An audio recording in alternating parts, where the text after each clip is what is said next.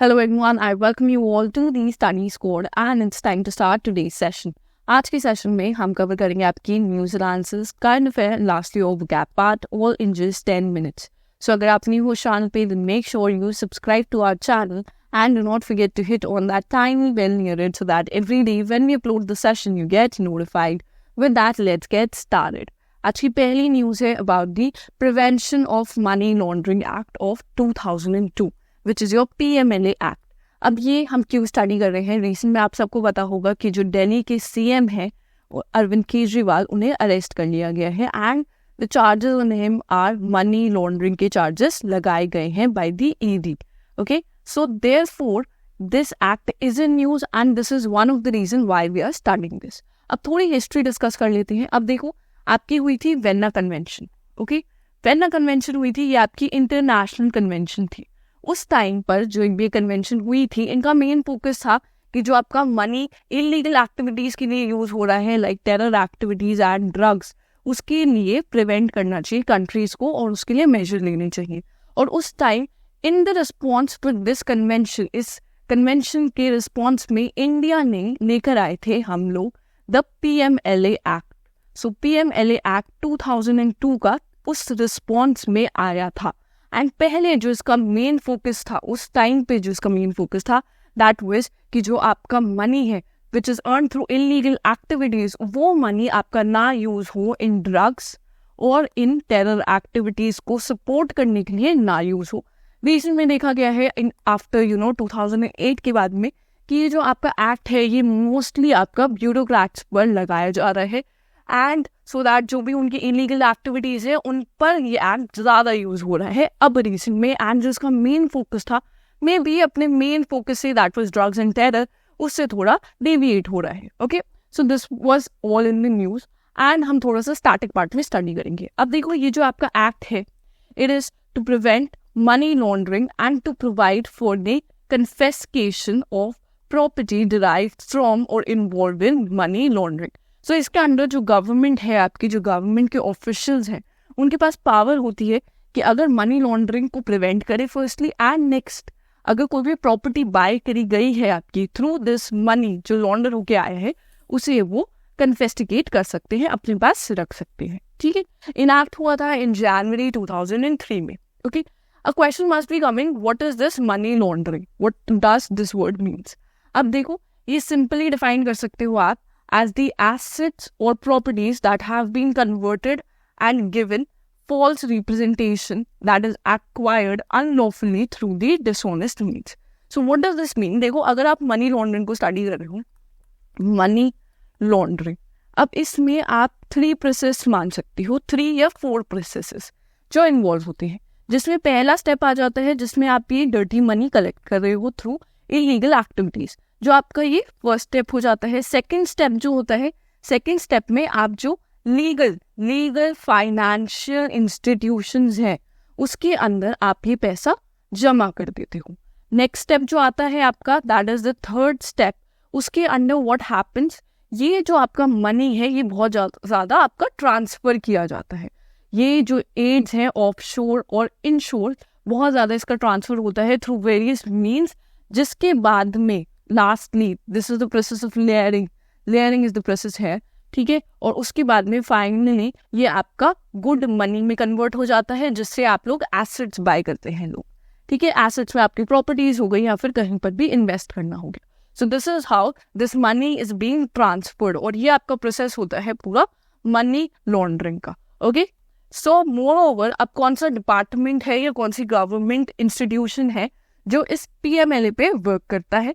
So this is your Enforcement Directorate in the Department of Revenue of Ministry of Finance, जो responsible है for the investigating the offences of money laundering under the PMLA.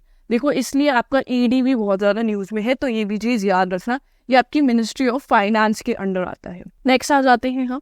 इसके अलावा आपके पास होती है financial intelligence unit of India. ठीक है, ये भी आपकी डिपार्टमेंट ऑफ रेवेन्यू के अंडर ही आती है and it is a central national agency responsible for receiving and processing plus analyzing all this information related to the suspect financial transaction जो भी होते हैं. ठीक है, इसके अलावा आपको पता होगा वेन्ना कन्वेंशन से ही आपका FATF बना था, ठीक है।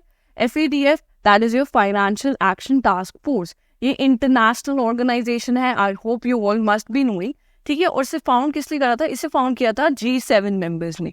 आई hope you all must be remembering all the G7 members. अगर आप सबको याद है तो कमेंट्स पे जरूर बताना। ओके, मोर ओवर जो आपका ये PMLA एक्ट है, इसके मेन ऑब्जेक्टिव्स क्या है? इसके मेन ऑब्जेक्टिव्स है to prevent and control money laundering, then to confiscate and seize the property obtained from laundered money, and lastly to deal with any other issue connected with money laundering in India. Next आ जाते हैं हम CA part पर। अब MG NREGA से related एक news है। ये what is this MG NREGA? ये है आपकी Mahatma Gandhi national rural employment guarantee act.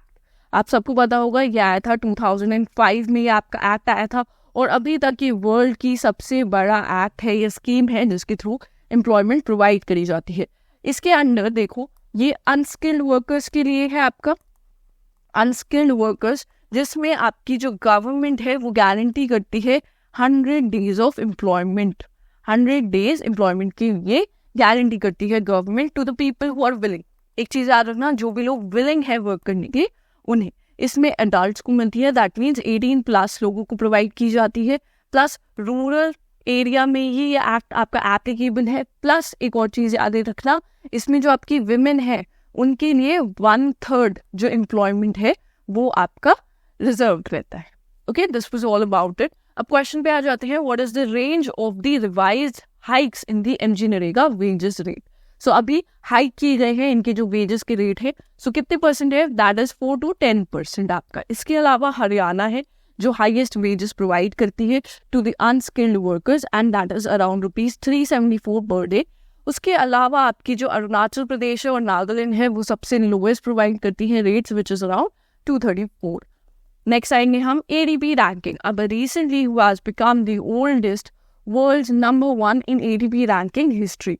सो ये बने हैं आपके नोवाक जोकोविक। ओके, सो ये सर्बियन है एंड रिसेंट में देखो is gonna surpass Roger Federer.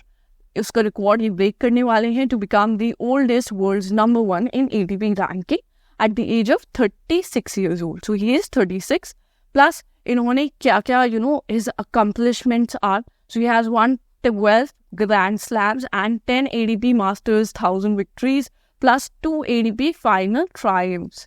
Next आएंगे हम जियोग्राफिकल इंडिकेशन टैक्स पे।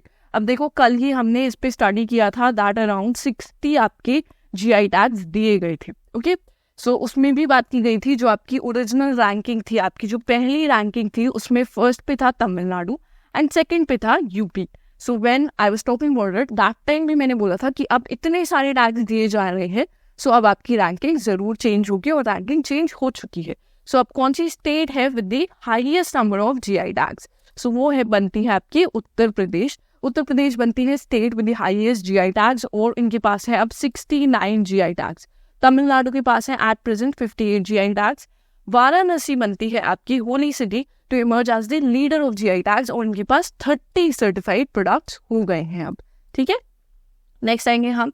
सो रिसेंटली ऑनर किया गया है with the exchange for media news broadcasting award, life time achievement award दिया गया है ये 2023 का। सो किसे दिया गया है? ये दिया गया है विनीत जैन को, is the managing director of Times Group. Next आएंगे हम international cultural award for 2024। So ये अवार्ड रिसेंट में दिया गया है to professor Meena Charanda. Okay, main important है, इमेज आप यहाँ पर देख सकते हो। नेक्स्ट आएंगे हम president of FICCI ladies organization. तो अभी न्यू प्रेसिडेंट अपॉइंट हुई है of this organization and the name is Joyshree Das Verma. She looks also very Joyce यहाँ पर। ओके, सो ये नेम याद रखेंगे। नेक्स्ट आएंगे हम top 4 vocab words for today. पहला वर्ड है हमारा relentless, which means continuing without becoming less severe or weaker. Then we have humongous. Humongous एक slang की तरह यूज होता है आपका, ठीक है, which means something is extremely large. Third है हमारा to confine, which means to limit something. Okay, and lastly we have combat, which means a fight, conflict or struggle, especially during war. Lastly हम आ जाते हैं question for the day. I hope you all answer this in the comment section and अगर आपने यहाँ तक video देखी है then make sure you like this video. You share this video with all your friends and do not forget to subscribe to our channel. With that, we'll end the session here. Thank you for watching.